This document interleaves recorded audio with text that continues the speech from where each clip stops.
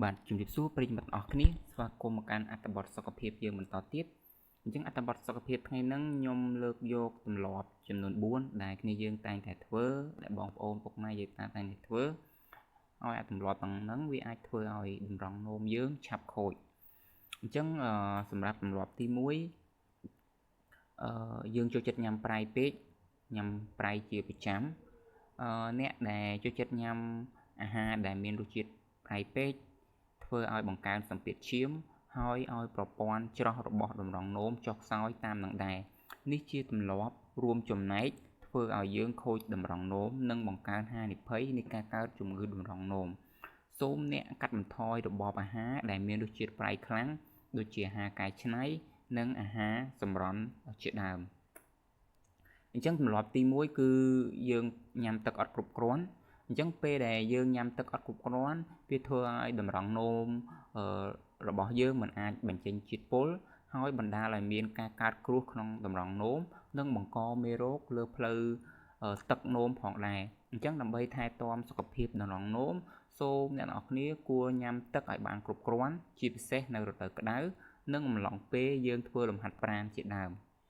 អញ្ចឹងនេះគឺជាទម្លាប់ទី2អញ្ចឹងសម្រាប់ទម្លាប់ទី3គឺ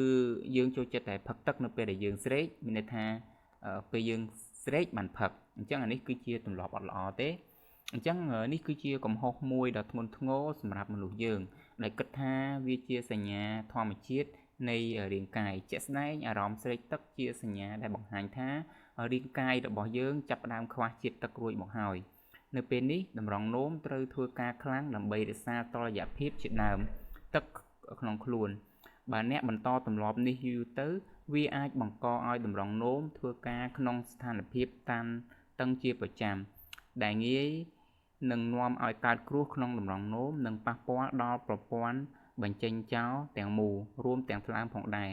វិធីល្អគឺយើងគួរតែញ៉ាំទឹកឲ្យបានទៀងទាត់ទោះពីយើងអត់ស្រេកក៏ដោយអញ្ចឹងមានថានៅពេលដែលអ្នកទាំងអស់គ្នា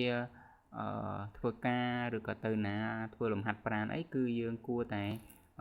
ធ្វើការញ៉ាំទឹកឲ្យបានគ្រប់គ្រាន់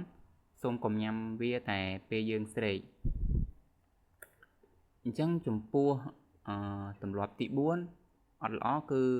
យើងចូលចិត្តធ្វើការជក់បារីនិងផឹកគ្រឿងស្រវឹងជាប្រចាំអញ្ចឹងការជក់បារីនិងការផឹកគ្រឿងស្រវឹងច្រើនពេកបណ្ដាលឲ្យតម្រង់នោមយើងចុះខ្សោយតាមសរសៃឈាមវាសម្បូរទៅជាតិពុលយូរទៅវាធ្វើឲ្យយើងខូចតម្រង់នោម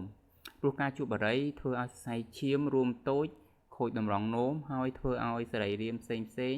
ដំណើរការច្បុកច្បល់ជាមិនខានអញ្ចឹងការផឹកគ្រឿងស្រវឹងជាដើមក៏ដូចជាការជក់បារីវាជាការដាក់សម្ពាធមួយយ៉ាងខ្លាំងទៅលើកលៀនរបស់យើងនាំឲ្យមានការខូចខាតតម្រង់នោមរបស់យើងអញ្ចឹងនេះគឺជាទម្លាប់ទាំង4ដែលអ្នកនរគ្នាគួរជៀសវាងបាទអរគុណសម្រាប់ការតាមដានរបស់អ្នកនរគ្នាជួបគ្នានៅអត្ថបទសុខភាពបន្តទៀត